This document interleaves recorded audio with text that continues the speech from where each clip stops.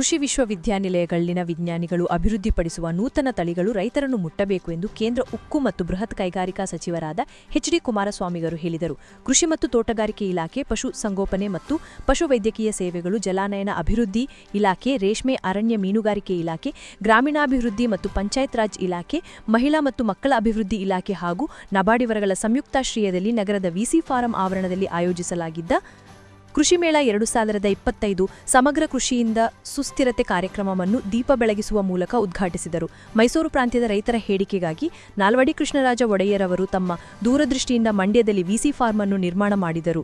ರಾಜ್ಯ ಸರ್ಕಾರ VC form ಅನ್ನು ಕೃಷಿ ವಿಜ್ಞಾನಿಗಳ ವಿಶ್ವವಿದ್ಯಾನಿಲಯ ಮಾಡಿ ರೈತರಿಗೆ ಕೃಷಿಯ ಕುರಿತಾಗಿ ಜ್ಞಾನ ಹೆಚ್ಚಿಸಲು ಕೃಷಿ ಮೇಳವನ್ನು ಆಯೋಜಿಸಲಾಗಿದೆ ಎಂದರು. ಪ್ರಸ್ತುತ ರೈತರ ಬದುಕು ಮತ್ತು ಆರ್ಥಿಕತೆಯ ಕುರಿತು ಚರ್ಚೆ ಮಾಡಬೇಕಿದೆ. ಸ್ವಾತಂತ್ರ್ಯ ಬಂದು 75 ವರ್ಷಗಳು ಕಳೆದರೂ ರೈತರ ಜೀವನಮಟ್ಟ ಸುಧಾರಣೆ ಸಾಧ್ಯವಾಗಿಲ್ಲ.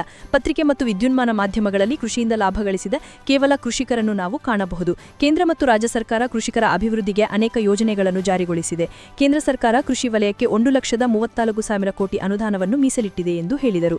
ಕೆಆರ್ಪೇಟೆ ವಿಧಾನಸಭಾ ಕ್ಷೇತ್ರದ ಶಾಸಕ ಎಚ್.ಟಿ. ಮಂಜು ಅವರು ಮಾತನಾಡಿ, ನಮ್ಮ ದೇಶದಲ್ಲಿ ಅತಿ ಹೆಚ್ಚು ಜನ ಕೃಷಿಯನ್ನು ಅವಲಂಬಿಸಿ ಜೀವನ ನಡೆಸುತ್ತಿದ್ದಾರೆ. ನಾನು ಸಹ ನನ್ನ ಕ್ಷೇತ್ರದಲ್ಲಿ ಕೃಷಿಗೆ ಹೆಚ್ಚಿನ ಆದ್ಯತೆ ನೀಡಿಕೊಂಡು ಬರುತ್ತಿದ್ದೇನೆ. ಕೃಷಿಯನ್ನು ಕೈಗಾರಿಕೆಯ ರೀತಿಯಲ್ಲಿ ಮಾಡಿದರೆ ಕೃಷಿಯಲ್ಲಿ ಉದ್ಯೋಗ ಸೃಷ್ಟಿಸಬಹುದು. ಯುವಕರು ಕೆಲಸವನ್ನು ಅರಸಿ ಇತರೆ ನಗರಗಳಿಗೆ ಹೋಗುವ ಅಗತ್ಯವಿರುವುದಿಲ್ಲ ಎಂದು ಹೇಳಿದರು.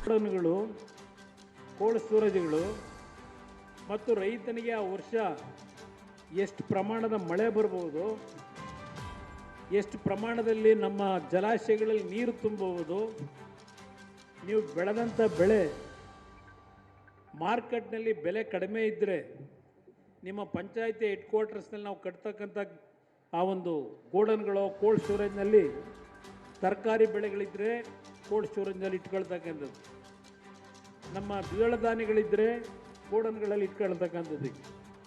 ಪ್ರತಿ ಗ್ರಾಮ ಪಂಚಾಯತಿನಲ್ಲಿ 5,600 ಪಂಚಾಯತಿನಲ್ಲೂ ಒಂದು ಈ ಕಾರ್ಯಕ್ರಮವನ್ನು ಕೊಟ್ಟು ನಿಮಗೆ ಮಾರಾಟ ಮಾಡಲಿಕ್ಕೆ, ಯಾಕೆಂದರೆ ಬಡ್ಡಿಗೆ ಸಾಲ ತಂದುಬಿಟ್ಟಿರ್ತೀರಿ ನೀವು ಬೆಳೆ ಬೆಳೆಯಲಿಕ್ಕೆ. ಆ ಬಡ್ಡಿ ಕೊಟ್ಟನಿಗೆ ನೀವು ಕೊನೆಗೆ ವಿಧಿ ಇಲ್ಲದೆ ನೀವು ಬೆಳೆದಂಥ ಬೆಳೆ ನಾವು ಕೇಳಿದ ರೇಟಿಗೆ ಕೊಡಬೇಕು. ಆ ರೀತಿ ಆಗಬಾರ್ದು ಅಂತ ಹೇಳಿ ನೀವು ಏನು ಬೆಳೆಯನ್ನು ಬೆಳೆದಿರ್ತಕ್ಕಂಥ ಪ್ರಮಾಣಕ್ಕೆ 75% ಅಡ್ವಾನ್ಸು ನಮ್ಮ ಸರ್ಕಾರದಿಂದಲೇ ಆ ಬೆಳೆದಂಥ ರೈತನಿಗೆ ಮೊದಲೇ ಕೊಡಬೇಕು. ನಾವು ಅವನು ಬೆಲೆ ಬಂದಾಗ ಮಾರ್ಕೆಟಲ್ಲಿ ಏನು ಮಾರಾಟ ಮಾಡ್ತಾನೆ, ಆ 75% ಏನು ಕೊಟ್ಟಿರ್ತೀವಿ ಅದನ್ನು ಸರ್ಕಾರಕ್ಕೆ ಕಟ್ಟಿದರಾಯ್ತು. ಈ ಮಧ್ಯವರ್ತಿಗಳ ಹಾವಳಿ ತಪ್ಪು.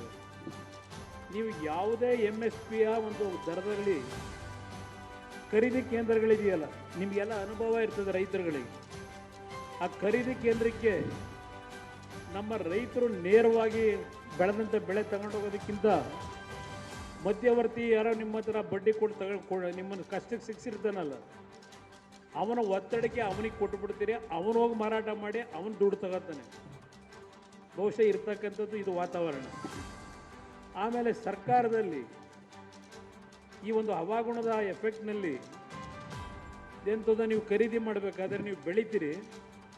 ಈಗ ನಮ್ಮ ಮೆಕ್ಕೆಜೋಳನ 5 ಕ್ವಿಂಟಾಲ್ ಒಬ್ಬ ರೈತನ ಹತ್ರ ನೀವು ಕೊಂಡ್ಕೊಳ್ಳೋದಾದರೆ ಇನ್ನು ಬೆಳೆ ಬೆಳೆದಿರ್ತಕ್ಕಂಥ ಬೆಳೆನ ಅವನು ಎಲ್ಲಿಗೆ ತಗೊಂಡೋಗಿ ಕೊಡಬೇಕು ರೈತ?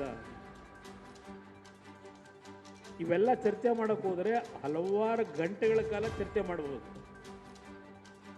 ನನ್ನ ಕಾರ್ಯಕ್ರಮವನ್ನು ಯಾಕೆ ನಿಮ್ಗೆ ಹೇಳ್ತಾ ಇದ್ದೇನೆ, ಮುಂದಿನ ದಿನಗಳಲ್ಲಿ ನೀವೆಲ್ಲ ಬುದ್ಧಿವಂತರಾಗಿ ಎಂತೆಂಥದೋ ಸರ್ಕಾರಗಳನ್ನ ನೋಡಿದ್ದೀರಿ, ನಂಬಿಕೆಯಿಂದ ಓಟ್ ಹಾಕಿದ್ದೀರಿ. ನನಗೆ ನಂಬಿಕೆಯಿಂದ ಓಟು ಕೆಲವು ಭಾಗದಲ್ಲಿ ಮಂಡ್ಯ ಜಿಲ್ಲೆ ಅಂತ ಜಿಲ್ಲೆಗಳಲ್ಲಿ ಒಂದು 25 ಸೀಟು 30 ಸೀಟು ಕಳಿಸಿದ್ರಿ. 120-130 ಸೀಟ್ ನನಗೆ ಕೊಡಲಿಲ್ಲ. ಆದರೆ ನಾನು ಯಾವ ರೀತಿ 2 ಅವಧಿನಲ್ಲಿ ಕೆಲಸ ಮಾಡಿದ್ದೇನೆ. 25,000 ಕೋಟಿ ರೈತರ ಸಾಲ ಮನ್ನಾ ಮಾಡಿದೆ. ಈಗಿನ ಸರ್ಕಾರ ಹೇಳ್ತಿದೆ ಕುಮಾರಸ್ವಾಮಿ ಸಾಲ ಮಾಡಿದ್ದು ನಾವು ತೀರಿಸ್ತಿದ್ದೀವಿ ಅಂತ. ಅದು ಯಾವ ಸಾಲ ಮಾಡಿದ್ದೋ ನನಗೆ ಗೊತ್ತಿಲ್ಲ. ನಾನು ಏನು ಹಣ ಮೀಸಲಿಟ್ಟಿದ್ದೆ, ನನ್ನ ಸರ್ಕಾರ ತೆಗೆದು ಮುಂದೆ ಬಂದಂಥವರು ಕೆಲವು ರೈತರಿಗೆ ಇವತ್ತು ಹಣ ಕೊಟ್ಟಿಲ್ಲ. ಆ ರೈತರು ಕೆಲವು ಅರ್ಜಿ ಹಿಡ್ಕೊಂಡು ಬರ್ತಾರೆ ನನ್ನ. ಇದು ಇರ್ತಕ್ಕಂಥ ವಾಸ್ತವ. ಅದರಿಂದ ನಾನು ಈ ಕೃಷಿ ಮೇಳದಲ್ಲಿ ನಮ್ಮ ಅಧಿಕಾರಿಗಳಿಗೆ ಹೇಳ್ತಕ್ಕಂಥದ್ದು, 1 ದಿನದ 2 ದಿನದ ಕೃಷಿ ಮೇಳಕ್ಕೆ ಸೀಮಿತವಾಗಿದೆ. ಪ್ರತಿ ಹಳ್ಳಿಗಳಿಂದ ನಮ್ಮ ಯುವಕರಿಗೆ ವಿಶೇಷವಾಗಿ ಕೈ ಜೋಡಿಸಿ ಮನವಿ ಮಾಡ್ತೀನಿ.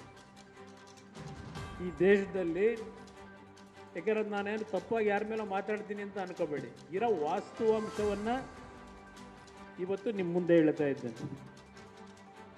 ಇವತ್ತು ನನ್ನ ಮುಂದೆ ಬಂದಿರತಕ್ಕಂಥ computer science, electronic communication, BE civil, mechanical, ಈ ರೀತಿಯ ಸಬ್ಜೆಕ್ಟ್ಗಳನ್ನು ನಮ್ಮ ಹುಡುಗರೇನು ಪಾಸ್ ಮಾಡಿದ್ದಾರೆ, ಆ 5 ವರ್ಷದ ಅವರ ವಿದ್ಯಾಭ್ಯಾಸಕ್ಕೆ ಅವರ ಕುಟುಂಬದ ತಂದೆ ತಾಯಂದಿರು ಕನಿಷ್ಠ 60ರಿಂದ 1 ಕೋಟಿ ಹಣ, 60 ಲಕ್ಷದಿಂದ 1 ಕೋಟಿ ಖರ್ಚು ಮಾಡಿದ್ದೀರಿ. ಕೆಲಸಕ್ಕೆ ನೀವು ಪ್ರತಿನಿತ್ಯ ಅಲಿಯೋದನ್ನು ಏನು ನೋಡ್ತಾ ಇದ್ದೇನೆ. ನನ್ನ ಹತ್ರನೇ ಸುಮಾರು 5-6 ಸಾವಿರ ಅರ್ಜಿಗಳಿದ್ದಾವೆ, ಎಲ್ಲ ಈ ರೀತಿಯ ಓದಿರ್ತಕ್ಕಂಥವ್ರು. ನಿನ್ನೆ ಒಂದು ಮಂಡ್ಯದಿಂದ ಡೆಲ್ಲಿಗೆ ಹುಡುಕೊಂಬಂದಿದ್ರು, ಒಂದು ಕೈ ಇಲ್ಲ, ಕಟ್ಟಾಗಿದೆ. ನಾನು ಬಯೋಕಾನ್ ಅವ್ರಿಗೆ ಫೋನ್ ಮಾಡಿದ್ದೆ. ಎಜುಕೇಷನ್ ಮಾಡಿರ್ತಕ್ಕಂಥವ್ರಿಗೆ ನಮ್ಮಲ್ಲಿ ಕೆಲಸ ಇಲ್ಲ. ಆ ಹೆಣ್ಣುಮಗಳು MSc ಬಯೋಟೆಕ್ನಾಲಜಿ ಮಾಡ್ಕೊಂಡಿದ್ದಾಳೆ. ಅವ್ರ ತಂದೆ ಪಾಪ ಕೈ ಇಲ್ಲದೆ ಇರೋದು. ಇನ್ನೊಬ್ಬ ಮಗನಿಗೆ ನಾನೇ ಕೆಲಸ ಕೊಡ್ತಿದ್ದೆ, ಬಾಸ್ ಕಂಪ್ನಿನಲ್ಲಿ 5 ವರ್ಷ ಕೆಲಸ ಮಾಡಿದ್ದಾನೆ, ಈಗ ತೆಗೆದವರೆ, ITI ಮಾಡಿದ್ದ. ಇಂಥ ಕುಟುಂಬಕ್ಕೆ ಬಂದಾಗ ನಾವು ಏನು ಉತ್ತರ ಕೊಡೋದು? ಕೊನೆಗೆ ಏನೋ ಆ ಕುಟುಂಬದ ಅದೃಷ್ಟ. ರೇವಣ್ಣ ಅವರು ಅಲ್ಲೇ ಇದ್ದರು ನನ್ನ ಡೆಲ್ಲಿನಲ್ಲಿ. ಕೊನೆಗೆ ಅದು ಏನು ಅವನಿಗೆ ಕನಕರ ಬಂತೋ ಗೊತ್ತಿಲ್ಲ. ಏನು ನಿನ್ನ ಮಗಳು ಓದಿರೋದು ಅಂತ ಕೇಳಿ ಹಾಸನದಲ್ಲಿ 25,000 ರೂಪಾಯಿಗೆ ಹೆಣ್ಮಗಳಿಗೆ ಕೆಲಸ ಕೊಡ್ತೀನಿ, ಬೆಳಗ್ಗೆ ಕಳಿಸು ಅಂತ ಹೇಳ್ದ. ಆ ಕುಟುಂಬದ ಏನೋ ಒಂದು ಅದೃಷ್ಟ. ಈ ರೀತಿಯ ವಾತಾವರಣ ಇದೆ. ನಂತರ ನಾನು ಇನ್ನೊಂದು ನಿಮ್ಮ ಗಮನಕ್ಕೆ ತರ್ತೇನೆ.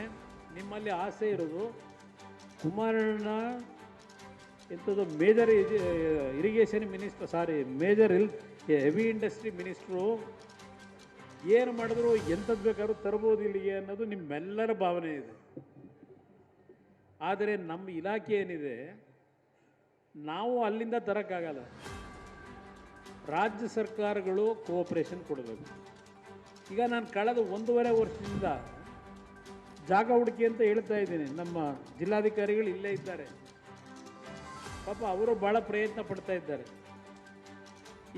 ಕಾರ್ಯಕ್ರಮದ ದಿವ್ಯ ಸಾನ್ನಿಧ್ಯವನ್ನು ಆದಿಚುಂಚನಗಿರಿ ಮಹಾಸಂಸ್ಥಾನ ಮಠದ ಪೀಠಾಧ್ಯಕ್ಷರಾದ ಶ್ರೀ ಡಾಕ್ಟರ್ ನಿರ್ಮಲಾನಂದನಾಥ ಸ್ವಾಮೀಜಿ ವಹಿಸಿದ್ದರು.